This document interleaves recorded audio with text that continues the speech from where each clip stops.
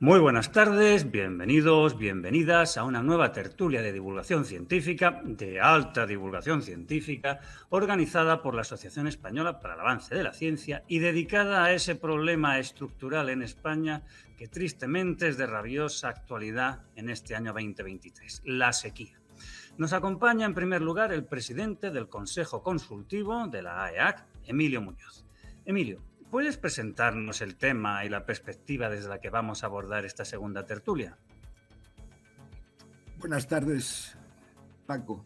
Sabes que me preocupaba mucho este tema, que llevaba dando un poco la lata desde hace tiempo, para que hiciéramos alguna de estas conversaciones, que yo creo que, bueno, dan un poco de señal de identidad, esto que está de moda, ahora hay que ser identitario, a la EAC, y que hicimos una primera grabación en la que, bueno, ya hicimos una aproximación un poquito novedosa, porque hablamos desde la perspectiva de las plantas, y era porque estaba en aquellos momentos muy candente, y estoy haciendo casi una alusión casi obscena. Estaba muy candente el tema de la sequía. Y entonces decidimos afrontarlo desde el punto de vista de las plantas, porque, bueno, yo creo que cada vez hay que buscar más la relación entre naturaleza y los seres humanos, e incluyo en la naturaleza a todos los seres vivos. Y bueno, pues este es un segundo paso, porque nos encontramos con la suerte, tú lo vas a presentar ahora, de que, bueno, pues en la maravillosa Asturias, en la verde Asturias, que espero que siga, habían hecho un trabajo muy interesante que había merecido hasta un reconocimiento, que era un libro, y ya te doy la palabra para que presentes a los otros contertulios o conversadores. Pues efectivamente, muchas gracias, Emilio. Y para hablar de la sequía desde la perspectiva del agua, nos acompañan hoy Olga García Moreno, que es profesora titular en el Departamento de Geología de la Universidad de Oviedo y también investigadora adscrita en el Centro de Investigación en Nanomateriales y Nanotecnología, Centro Mixto del CSIC, la Universidad de Oviedo y el Principado de Asturias. Y Armando Menéndez Viso, que es profesor titular en el Departamento de Filosofía de la Universidad de Oviedo y socio promotor de la AEAC. Y ambos forman parte, como ha adelantado Emilio, del grupo La Gran Historia, en cuyo marco han coordinado el libro La Gran Historia del Agua, galardonado como mejor obra de divulgación científica en los 26º Premios Nacionales de Edición Universitaria. Olga, Armando, muchas gracias por vuestra presencia. Y vamos con la primera pregunta. Armando, parece razonable empezar con la pregunta ¿qué es el agua, verdad? Buenas tardes. Muchas gracias por invitarnos. Efectivamente, parece razonable empezar por ahí, pero no es una pregunta tan fácil de responder, porque el agua es una sustancia muy peculiar, una sustancia muy cercana que tenemos todo el tiempo alrededor y dentro de nosotros, y que a la vez ha sido objeto de estudio durante toda la historia de la humanidad. Nuestro concepto de agua ha ido cambiando a lo largo de esa historia. Desde la noción de elemento, uno de los 4 elementos en la antigüedad, hasta una sustancia compuesta, que es como la concebimos ahora mismo, compuesta de hidrógeno y oxígeno, con multitud de propiedades que todavía estamos descubriendo, que tiene múltiples maneras de presentarse, como gas, como líquido, como sólido, y que pues nos fascina. De hecho, es probablemente la sustancia que más valor simbólico tiene. El agua está presente en todas nuestras ceremonias, en nuestra rutina diaria, desde fregar los platos hasta secarnos las lágrimas, ¿no? Y quizá porque nos resulta tan cercana, nos resulta imposible de definir, ¿no? Y eso hemos tratado de hacer en este libro, ¿no? Acercar las múltiples y muy variadas facetas del agua a la gente, ¿no? Para pensar en qué consiste y cómo nos afecta, que nos afecta muchísimo. Muy bien, Olga, pues una vez que nos ha Armando aproximado al concepto de agua y sobre todo nos ha animado a que adquiramos y nos leamos el libro, parece razonable pasar a la segunda pregunta, claro. ¿Cuál es el origen del agua? Muy bien, muchísimas gracias. También aprovecho para saludar, buenas a todo el mundo. Muchas gracias por invitarnos a esta tertulia. y poder desgranar un poco el contenido de nuestro libro. De manera muy resumida, os podéis imaginar, hablamos del agua en todos sus aspectos, desde el origen, que es por lo que me estás preguntando, hasta la situación actual del agua. Si comenzamos por el principio, por ese origen del agua, tenemos que entender la famosa frase de Carl Sagan de "somos polvo de estrellas", que a todos os sonará. Ese polvo de estrellas no quiere decir más que todos los elementos que no son hidrógeno y helio y algunas trazas de elementos muy ligeros en la tabla periódica se formaron tras el Big Bang. Pero el resto de los elementos químicos en la tabla periódica se forman en el interior de las estrellas. Esas estrellas que tienen una vida, una evolución, y que cuando mueren esparcen a ese espacio interestelar todos los elementos químicos más pesados que el hidrógeno. Pues ahí tenemos ese oxígeno que se tiene que combinar con el hidrógeno para formar la molécula del agua, y la mitad del agua que hay en el sistema solar es ya anterior a la formación del Sol y del sistema solar. Se forma por procesos que no vamos a entrar a explicar en detalle, pero que tienen que ver con esas interacciones con la radiación solar, el polvo cósmico, y todo eso se tiene que concentrar, ¿verdad?, en nuestro planeta, en la Tierra, para entender por qué es un planeta tan peculiar, que tiene tal cantidad de agua, sobre todo en superficie. Esto tiene que ver con la historia de la propia Tierra, no solamente esas condiciones de habitabilidad, que también quizás es algo que se oye bastante y se entiende, ¿no?, esa distancia justa al Sol para que se mantenga el agua en estado líquido en superficie.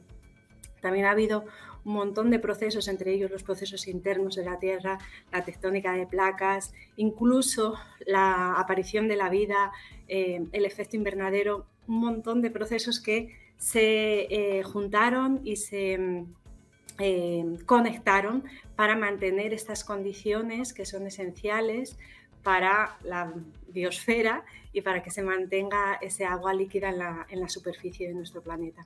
Bueno, no te vayas, porque vamos a aprovechar que estás ahí y vamos a hacerte rápidamente la segunda pregunta antes de pasar otra vez a Armand. Como el agua tiene un origen, se convierte en un objeto historiable, digo yo, ¿no? Entonces tiene una historia que se puede contar desde muchos ángulos. Supongo que por eso lo habéis llamado la gran historia, ¿no? Exactamente. Nosotros llevamos desde el año 2014 con esta iniciativa que denominamos La Gran Historia aquí en la Universidad de Oviedo. La Gran Historia en realidad lo que pretende es, el ejemplo que tenemos en este libro, contar lo que conocemos acerca de nuestro pasado desde la perspectiva más amplia. Entonces tenemos que empezar siempre por ese inicio del universo en el Big Bang hasta el momento actual. Y en ocasiones, para contar esa historia, elegimos un tema, un tópico de interés que nos permita conducir ese hilo histórico hasta el momento actual. En este caso elegimos el agua como ese hilo conductor. Este libro es el resultado de un aula de extensión universitaria que organizamos en el año 2020. Ya con el tema de la pandemia me pierdo con los años, Armando, corrígeme si estoy equivocada. Y el resultado de esos contenidos que habíamos creado para ese aula de extensión universitaria cristalizaron en este libro. La manera de abordar la gran historia es muy diferente según diferentes autores en diferentes partes del mundo. Una de las maneras de abordar esa gran historia es a través de un tema, que es lo que conocemos como las pequeñas grandes historias o Little Big Histories, pero también se pueden hacer otro tipo de aproximaciones, como pueden ser cronologías o puedes analizar simplemente las relaciones entre distintas disciplinas que no se entienden si no observas el todo desde una perspectiva más amplia. Bueno, hay distintas maneras y bueno, nosotros nos gusta mucho esta manera de utilizar un tema para contar la gran historia y es lo que podéis encontrar en este libro. Bueno, pues Armando, ya tenemos un retrato polifacético, multidisciplinar, en fase de aproximación nada más al agua. ¿A qué nos lleva? Pues nos lleva a varias cosas. Primero, a entender un poco mejor la complejidad del agua misma, que no es tan simple como puede parecer a primera vista, y inmediatamente entender lo delicado y lo complicado de las relaciones que configuran el mundo en el que vivimos. Por lo tanto, también a darnos cuenta de la fragilidad de esas relaciones, y yo creo, eso pensamos, ¿no?, que quizá a preocuparnos más por cuidarlas, ¿no?, por cuidar estas relaciones complejas y delicadas que conforman nuestro mundo. Las relaciones que hacen posible que exista el agua en forma líquida, ya lo dijo Olga antes, son muy peculiares, ¿no?, aunque estemos acostumbrados a ellas, ¿no? El papel del agua en la regulación del clima, por ejemplo, también es algo muy complejo y delicado que se puede alterar fácilmente, etc. Entonces, entender la fragilidad, que es lo mismo que entender la complejidad, creo que nos lleva, además de interesarnos por las cosas, a seguir estudiando, a seguir investigando, a sentir curiosidad. Nos lleva también a preocuparnos por el cuidado de esas cosas complejas, frágiles y maravillosas que tenemos alrededor y gracias a las cuales vivimos. Bueno, Olga, Armando nos ha hablado de complejidad y fragilidad en referencia al agua, pero complejidad y fragilidad son también características intrínsecas de la vida, supongo, ¿no? Sí, el concepto de complejidad es clave en la gran historia. Os he contado simplemente que estudiamos esa evolución desde el Big Bang hasta la actualidad, pero al principio os dije que tras el Big Bang el universo consistía prácticamente solo de materia y energía, y esa materia eran átomos de hidrógeno.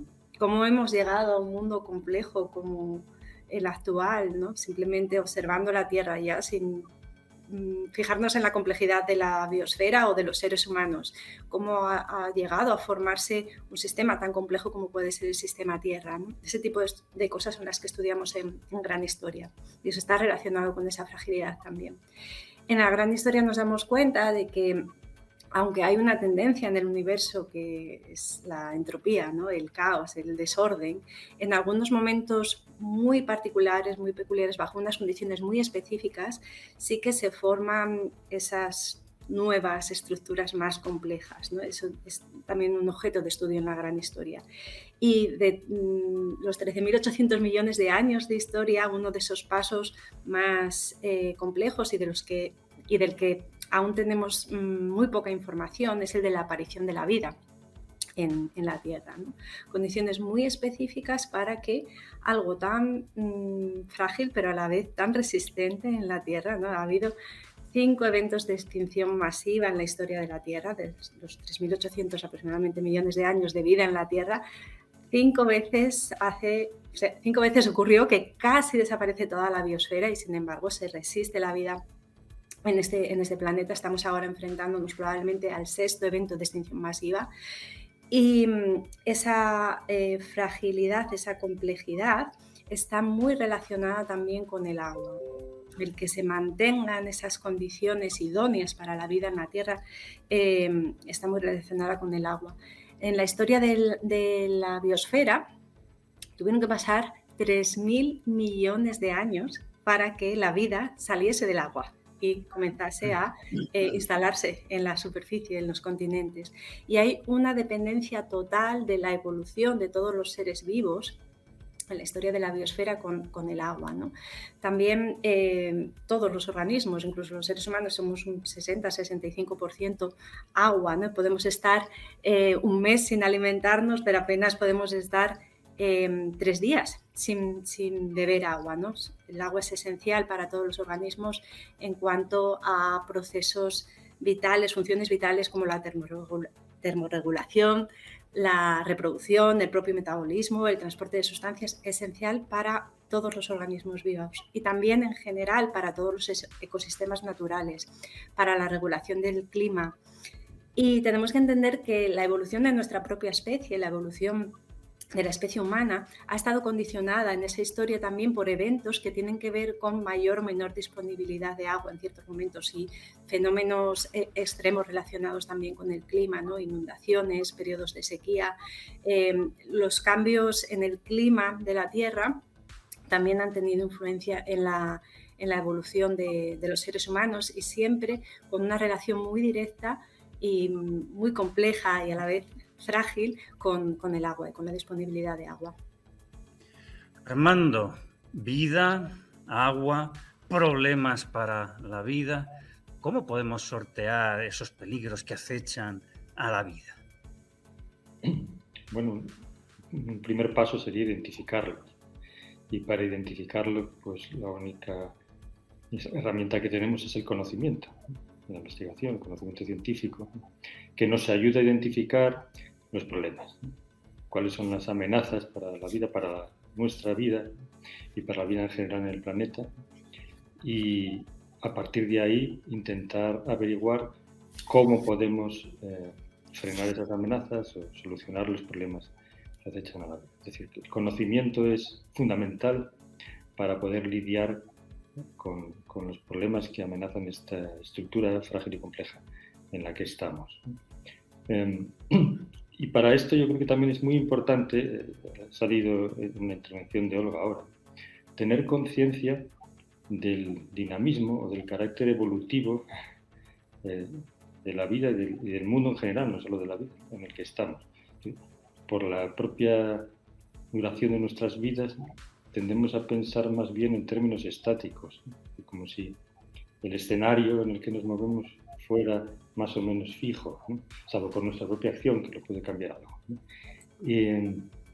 Y asumir que no, que el planeta y que todas sus formas de vida, que todos sus componentes también cambian con el paso del tiempo, es una premisa para entender lo que nos estamos jugando. Que estamos en un mundo dinámico, necesariamente dinámico, no estático. Y por tanto también dejar de soñar con utopías estáticas, que vayamos a poder encontrar una forma o una manera de asentarnos que sea buena de una vez por todas, ¿no? Porque el carácter cambiante de la realidad nos obliga a estar siempre cambiando también, ¿no? Para adaptarnos a esa realidad. Entonces, asunción de la complejidad, de la fragilidad, del cambio y conocimiento para afrontar las amenazas que nos acechan. Y también para disfrutarlo, porque el conocimiento también se disfruta, no solo es una herramienta para otra cosa. Muy bien. Bueno, Emilio, pues te va a tocar trabajar ahora, porque la idea que tuviste yo creo que la tenemos para materializarla en forma de preguntas clave. Pues venga, retoma el objeto de la tertulia que planteabas al principio.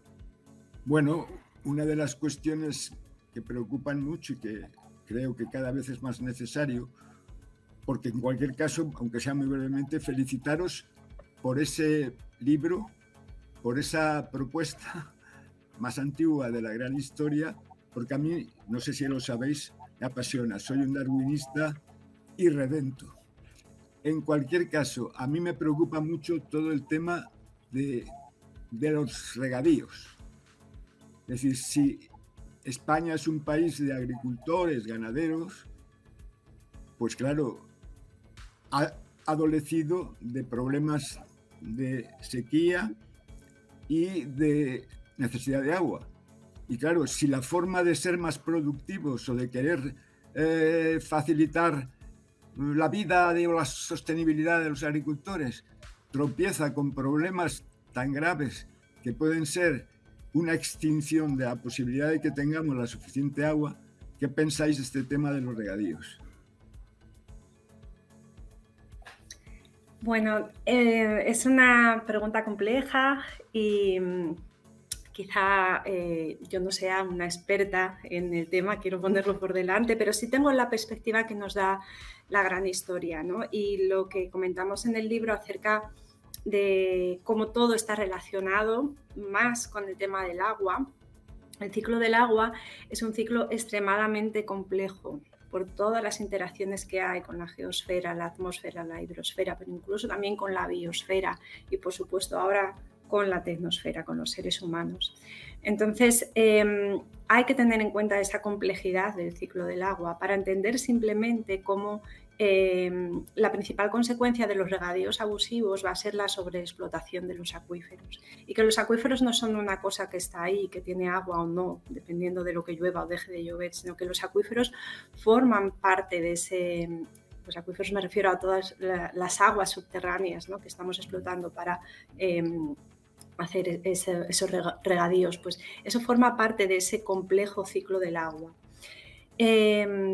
La consecuencia más directa de esta sobreexplotación puede ser en zonas cercanas a la costa, por ejemplo, problemas de salinización, ¿no?, como intruye agua del mar en el continente y hace que ya ese agua de los acuíferos sea inútil para esos usos humanos, ¿no?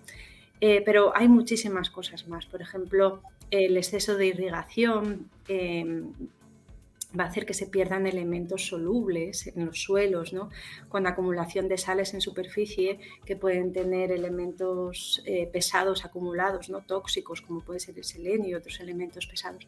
Los suelos son la clave dentro de esto, ¿no? Y la conservación de esos suelos puede tener un efecto enorme en la mitigación del cambio climático y también en toda la reducción de riesgos relacionados con la escasez de agua, ¿no?, las sequías o el exceso de agua también. Entonces, si entramos en el tema de, por ejemplo, la agricultura intensiva, vemos cómo este tipo de agricultura degrada esos suelos. Los suelos no solamente se pierden por deforestación o por incendios. Este tipo de agricultura también va a hacer empeorar esas condiciones ambientales, aumentando el calentamiento global, y eso va en nuestra propia contra, ¿no?, nuestra pérdida de bienestar, porque dependemos de ese medio ambiente, ¿no?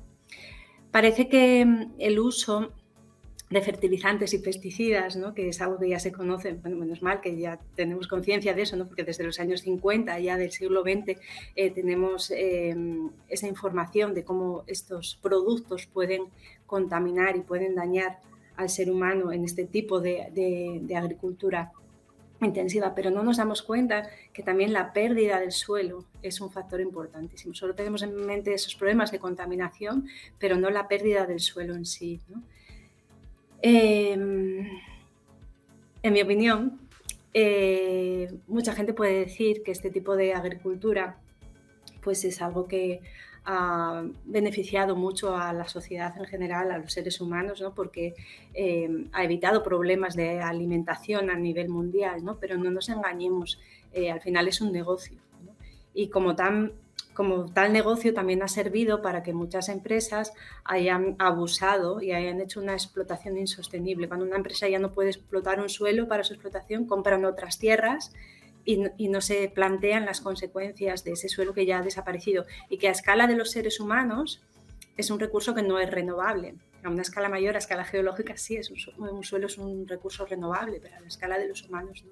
Entonces, yo creo que se tienen que tener en cuenta todos esos aspectos y todas esas interrelaciones que la gran historia nos ayuda a comprender para intentar encontrar mejores soluciones. Mi pregunta obviamente es ya la que tiene que ver más con lo que es los temas del conocimiento, de la aparente racionalidad o no. ¿Qué significa un negacionismo tan absoluto como el que se está instalando? No solo ya de la existencia del cambio climático, de que sea o no acción del hombre. Es casi la negación del conocimiento científico. ¿Qué piensas, Armando, de esta posición? Bueno, gracias por la pregunta. Mire, voy a ponerme un poco más filosófico con la respuesta a esta pregunta. El negacionismo solo se puede entender desde una perspectiva puramente subjetivista, en la que podríamos ahondar mucho más, ¿no? Es decir, una idea en la que el sujeto, el que sea, ¿no?, es el centro, ¿no?, y lo demás se puede modular en función de los deseos. Porque sin este papel del subjetivismo, sin la idea de que es el yo el que controla el asunto, no se puede entender la idea del negacionismo. ¿Y qué pasa desde el subjetivismo, que es la idea del idealismo, ¿no? Bueno, pues es yo y el mundo, ¿no?, como dos fuerzas antagónicas que se oponen. Y lo que tenemos es que desterrar esta idea. No hay esta división y no hay una percepción completamente subjetiva de las cosas, ni un relato que lo comprenda todo, etc. Sino que efectivamente hay un mundo que es real y que influye en nuestra capacidad de hacer y en nuestra capacidad de pensar. ¿Hasta qué punto? Bueno, eso ya se podrá ver. Pero los discursos negacionistas creo que siempre vienen desde una posición subjetivista y egocéntrica, si se quiere, que niega una realidad que le resulta incómoda. Y esta es la cuestión. Ahora, ¿cómo se combate esto? Pues con conocimiento, simplemente, con el conocimiento de la realidad, que está fuera de nosotros, que es verdad que solo podemos percibir subjetivamente, etcétera, pero está fuera y nos influye y no la podemos negar, nos guste o no nos guste. Y la ola de negacionismo creo que tiene que ver con una ola de subjetivismo, que a su vez está empujada por el individualismo, por una serie de formas de pensar que se han desarrollado en los últimos 2 siglos en el pensamiento occidental y que son bastante dominantes. La propia expresión medio ambiente, que utilizamos ahora con frecuencia, es un síntoma de esto. ¿Cómo que medio ambiente? Si hablamos de medio ambiente, estamos haciendo referencia a algo como que está ahí, como el decorado en una obra de teatro. Lo importante es lo otro, ¿no? Lo que nuestra historia, lo que hacemos, y luego sí hay una cosa ahí, medio ambiente, que está en el fondo, pero no, porque no es medio ambiente, ¿no? Sino que es un todo complejo en el que nosotros somos una parte. No es algo externo a nosotros, ni que se enfrenta a nosotros, ¿no? Sino que es un todo integrado, nos guste o no, del que tenemos que aprender, en el que están nuestras posibilidades de acción y nuestros límites, ¿no? Y si no asumimos nuestros límites, tampoco podemos asumir nuestras posibilidades. Y por ahí tendrían que ir las cosas, ¿no? En entender nuestra posición relativa, ¿no? Nuestra posición absoluta como individuos, y que efectivamente hay un mundo ahí fuera que nos limita y a la vez nos da posibilidades. Bueno, pues Armando, Olga, muchísimas gracias por compartir con nosotros esta gran historia del agua. Y le toca a Emilio, porque tenemos que ir despidiéndonos, pues eso, decir las palabras de despedida. Emilio, ¿cómo vas a cerrar esta tertulia? Bueno, la cierro con una apertura a nuevas cosas, a que las personas que tengan la fortuna de escuchar esta tertulia se den cuenta de que tienen que reflexionar, esencialmente reflexionar. A partir de ahí pensar en los demás. Y en estos demás hay que incluir todo lo que nos rodea, porque no es el decorado, es algo en lo que verdaderamente estamos viviendo, y la relación con las plantas, con los animales y sobre todo con nuestros semejantes, creo que no pueden tolerar tanta desigualdad. Esto es lo que creo que podemos ir tratando alrededor de esta tertulia, como tenemos otras en la EAC, que son los diálogos improbables sobre la vida o los diálogos entre ciencia y democracia, porque lo que estamos persiguiendo en la EAC es la relación entre la ciencia y la sociedad y la ciencia, en una relación que tiene que ser absolutamente interactiva. Bueno, pues amigos y amigas de la Asociación Española para el Avance de la Ciencia, ya habéis oído a Emilio. Nos vamos a ver pronto en otra tertulia, ¿verdad? Entonces, hasta entonces.